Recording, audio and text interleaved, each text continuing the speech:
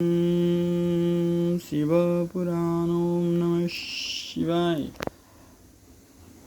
आज हम पढ़ेंगे और सुनेंगे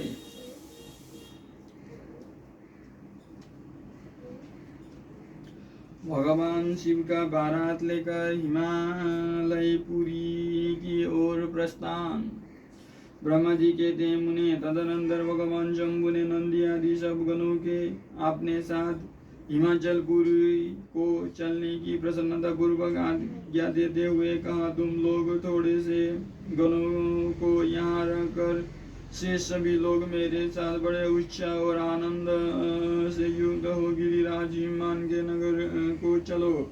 फिर तो भगवान की आज्ञा पाकर गणेश्वर शंखकर्ण केकराक्ष ब्रीकित विशाख पारिजात ब्रीकितानंद दुर्नंदुव कपाल संधारक कंदुक कुंडक विष्टम्भ पिंपल सनादक आवेशन कुंड पर्वतक चंद्रतापन काल कालक महाकाल अग्नि अग्निमुख आदित्यमुत्वा घनावह शनः कुमुद अमोघ कोकिल सुमंत्र काक पादुदर संतानक मधुपिंग कोकिल पूर्णभद्र नील चतुर्भक्त करण अहो रोमक यज्ञ शतमन्यु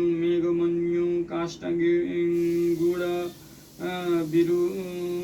विरूपाक्ष शुकेश वृषभ सनातन तालकेतु छन्मुख चैत्र स्वयं प्रभु लकुलिश लोकांतक दीप्तात्मा दैत्यंतक भृंगिरिटी देवदेव प्रिय असानी भानु प्रमथ तथा वीरभद्र अपने असंख्य कोटि कोटि गणों तथा भूतों को साथ लेकर चले। नंदी आदि गणराज संख्य गणों से घिरे चले तथा क्षेत्रपाल और भैरव भी कोटि कोटि गणों को लेकर उच्च बनाते हुए प्रेम और उत्साह के साथ चल पड़े। हुए सब सहस्त्र हाथों से युक्त थे, सिर पर जटा का मुकुट धारण किए हुए थे। उन सबके मस्तक पर चंद्रमा और गले में नील चिन्ह थे तथा वे सबके सब त्रिनेत्रधारी थे। उन सब ने रुद्राक्ष के आभूषण पहन रखे थे, सभी उत्तम भस्म धारण किए थे और हार कुंडल कुयूर तथा मुकुट आदि से अलंकृत थे। इस प्रकार देवताओं तथा दूसरे दूसरे गणों को साथ ले भगवान शंकर अपने विवाह के लिए हिमान की नगरी ओर चले। चंडी देवी रुद्रदेव की बहिन बनकर खूब उच्च मनाती हुई बड़ी प्रसन्नता के साथ वहां पहुंची। वे शत्रुओं को अत्यंत भय देने वाली थी। उन्हीं के शापों के आभूषण से अपने को विभूषित कर रखा था। उनका वाहन प्रेत था।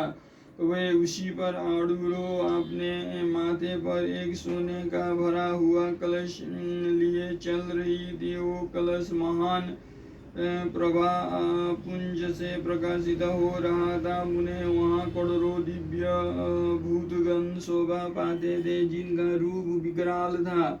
उनके रूप रंग भी अनेक प्रकार के थे। उस समय डमरुओं के डिम डिम घोष से, भेड़ियों की गड़गड़ाहट से और शंखों के गंभीर नाद से तीनों लोग गूंज उठे थे। दुंदुभियों की ध्वनि की महान कोलाहल हो रहा था। वहाँ जगत का मंगल करता हुआ अमंगल का नाश करता था। देवता लोग शिवगणों के पीछे होकर बड़े उत्सुकता के साथ भारत का अनुसरण करते थे। संपूर्ण सिद्ध लोकपाल आदि भी देवताओं के साथ थे।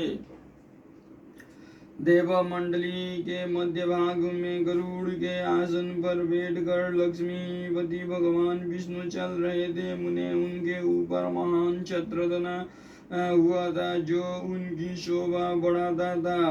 उन पर चवल डुलाए जा रहे थे और वे अपने गणों से घिरे हुए थे। उनके शोभाशाली पार्षदों ने उन्हें अपने डंग से आभूषण आदि के द्वारा विभूषित किया था। इसी प्रकार में भी मूर्तिमान वेदों, शास्त्रों, पुराणों, आगमों, सनक आदि महासिद्धों, प्रजापतियों, पुत्रों तथा अन्य परिजनों के साथ मार्ग में चलता हुआ बड़ी शोभा पा रहा था और शिव की सेवा में तत्पर था। देवराज इंद्र भी नाना प्रकार के आभूषणों से विभूषित हो ऐरावत हाथी पर आरूढ़ होकर अपने सेना के बीच से चलते हुए अत्यंत सुशोभित हो रहे थे। उस समय बारात के साथ यात्रा करते हुए बहुत से ऋषि भी अपने तेज से प्रकाशित हो रहे थे। वे शिवजी का विवाह देखने के लिए बहुत उत्कंठित थे। साकिनी, यातुधान, बेताल, ब्रह्मा, राक्षस, भूत, प्रेत, पिशाच, प्रमद आदि गण, तुम्बुरु, नारद, हाहा और आदि श्रेष्ठ गंधर्व तथा किन्नर भी बड़े हर्ष से भरकर बाजा बजाते हुए चले। संपूर्ण जगत माताएं, सारी देव कन्याएं, गायत्री, सावित्री, लक्ष्मी और अन्य देवांगनाएं तथा दूसरी देव पत्नियां जो संपूर्ण जगत की माताएं हैं, शंकर जी का विवाह है यह सोचकर बड़ी प्रसन्नता के साथ उसमें सम्मिलित होने के लिए गई। वेदों, शास्त्रों, सिद्धों और महर्षियों द्वारा जो साक्षात धर्म का स्वरूप कहा गया है तथा जिसकी अंग कांति शुद्ध स्फटिक के समान उज्ज्वल है, वो सर्वांग सुंदर विषभ भगवान शिव का वाहन है। धर्मवत्सल महादेव जी उस विषभ पर आरूढ़ हो सबके साथ यात्रा करते हुए बड़ी शोभा पा रहे थे। देवर्षियों के समुदाय उनकी सेवा में उपस्थित थे। इन सब देवताओं और महर्षियों के एकत्र हुए समुदाय से महेश्वर की बड़ी शोभा हो रही थी। उनका बहुत श्रृंगार किया गया था। वे शिवा का पानी ग्रहण करने के लिए हिमालय के भवन को जा रहे थे। नारद, इस प्रकार भारत की यात्रा संबंधी उत्तम उत्सव से युक्त शंभु का चरित्र कहा गया। अब हिमालय नगर में जो सुंदर वृत्तांत घटित हुआ उसे सुनो। अगले अध्याय में सुनेंगे। हिमवान द्वारा शिव की बारात की अगुवानी तथा सबका अभिनंदन एवं बंधन। मेनका नारद जी को बुलाकर उनसे बारातियों का परिचय पाना तथा शिव और उनके गणों को देखकर भय से मूर्छित होना।